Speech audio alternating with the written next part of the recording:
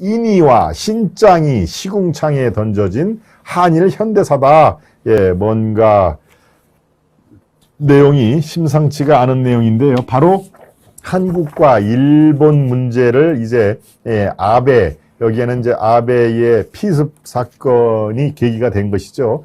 한번 어떤 내용인지 조선 칼럼입니다. 조선의 선우정 칼럼인데 내용을 살펴보도록 하겠습니다. 우리가 그래도 생각해 볼 거리가 많은 그런 칼럼은 웬만한 기사 서너 개보다 더 많은 것을 함축하고 있다라는 말씀을 제가 드리는데, 다 소개를 못하고요. 흐름이 끊어지지 않는 선에서 제가 중간중간 이어보도록 하겠습니다.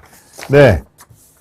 제목이 인이와 신짱이 시궁창에 던진 한일 현대사인데요. 바로 이런 내용입니다.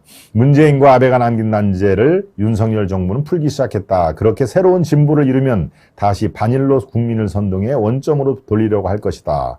이게 이제 전체적으로 작은 제목입니다. 바로 칼럼 이렇게 시작을 합니다. 틈만 나면 한국에 와서 강연료를 챙겨가는 일본 학자가 있었다. 연구 인생 내내 북한을 찬양하고 한국의 존재 가치를 부정했던 인물이었다. 사료 검증 없이 김일성을 미워하면서도 명백한 증거가 쏟아진 테러, 납치 등 북한의 흉악범죄는 인정하지 않았다. 한국 매스컴은 그런 그를 일본의 양심이라고 한다.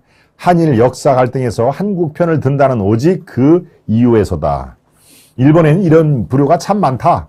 전후 일본의 자유와 풍요를 즐기면서 세상에서 가장 억압적이고 가난한 북한을 옹호한 패션 좌파들이다. 패션 좌파, 이른바 강남 좌파하고 똑같은 얘기입니다. 패션 좌파는 이른바 좌파를 해야만 할 것 같은, 그리고 좌파를 해서 오히려 돈벌이가 더 잘 되는 이런 걸 우리가 이제 강남 좌파라고 하는데, 바로 패션 좌파, 여기에 나오는 패션 좌파는 강남 좌파하고 똑같이 생각하시면 됩니다.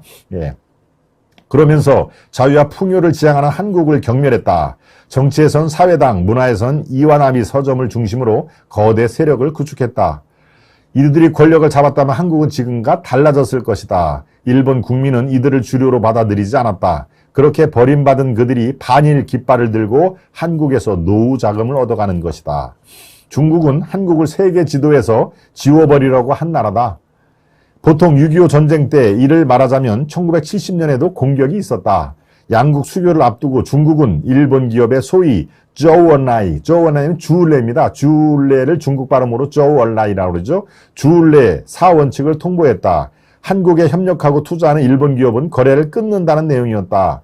당시 한국과 일본은 중화공업에서 협력을 했다. 북한을 위해 한국을 크기 전에 죽이겠다는 것이다. 한중 수교 때 한국이 대만을 버렸듯이 도요타, 미쓰비시, 미쓰이가 한국을 떠났다. 도요타는 북한에도 접근을 했다. 중국의 위협에도 한 일본 기업이 이 흐름에 제동을 걸었다. 중공업 발전의 모태인 종합제철소 건설에 협력하던 신일철이다. 단절 위기에 몰린 협력관계를 되살렸다. 국교 정상회 때 받은 일본의 청구권 자금이 포스코 건설에 쓰인 것은 잘 알려져 있다. 당연히 받을 돈을 받아서 쓴 건데 뭐가 대수냐고 할 수 있다. 근데 그거는 몰라서 하는 소리다. 배상금이나 경제협력 자금은 쓰임새를 엄격하게 규정을 한다. 돈이 후진국 정치의 하수구에서 사라지거나 총과 칼이 돼 돌아와서는 안 되기 때문이다. 포스코 자금은 원래 농림수산업 용도였다. 미국, 영국, 프랑스, 독일, 이태리가 한국을 외면했다. 일본 동의가 없으면 제철소 건설은 물 건너갈 상황이었다. 한국의 부탁에 일본 정부는 마지못해 동의를 한 것이다. 야스오카라는 보수주의자가 있었다. 일본 정부와 신일철을 설득해 한국에 협력하도록 만든 인물이다. 한학자였지만 일본 정치에 막후 실세로 큰 힘을 발휘했다. 그는 한국의 정통성을 의심하지 않았다. 한국은 공산주의와 싸우는 방파제라고 봤던 것이다. 이 신념은 자민당 주류의 한국관을 지배했다. 이들의 노력이 한국에 어떤 영향을 미쳤는지 이병철, 박태준 등 전후 1세대 기업인의 자세를 보면 알 수가 있다. 한국의 좌파는 한일 관계를 지속적으로 무너뜨렸다.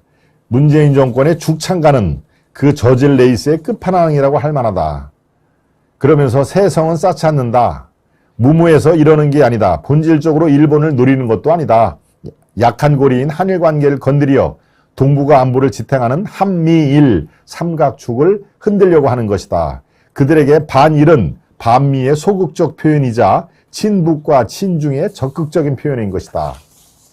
아베 신조 얘기가 이제 이래 지금 나옵니다. 아베 신조 전 총리가 순지자 한국 언론은 그를 일본 보수의 심장이라고 했다. 하지만 야스오카, 기시, 나카소네, 오부찌로 이어지는 일본 보수는 그들의 낮은 수를 읽고 넓은 시야로 한일 관계를 이끌었다.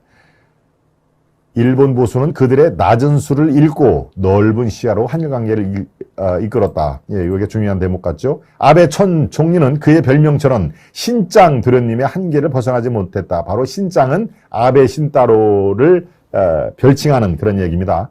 문재인 정권과 같은 수로 대결해 보수의 격을 끌어내렸다. 그런 점에서 인이와 신짱의 시대는 동전의 양면이다. 인이는 문재인의 인이죠. 즉 인이는 문재인이고 신짱은 아베를 얘기하는 것입니다. 즉 문재인과 아베의 시대는 동전의 양면이었다. 예, 이제 칼럼은 이렇게 마무리가 됩니다.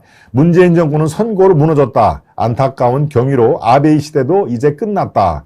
시대는 이렇게 필연과 우연이 겹칠 때 달라진다. 윤석열 정부는 이들이 물려받은 난제를 풀기 시작했다. 두 나라는 늘 난제를 풀면서 발전했다. 무언가를 시작하면 아무것도 하지 않는 사람들이 반드시 방해를 한다. 무언가를 이루면 그동안 무너뜨린 자들이 다시 무너뜨리려고 선동할 것이다.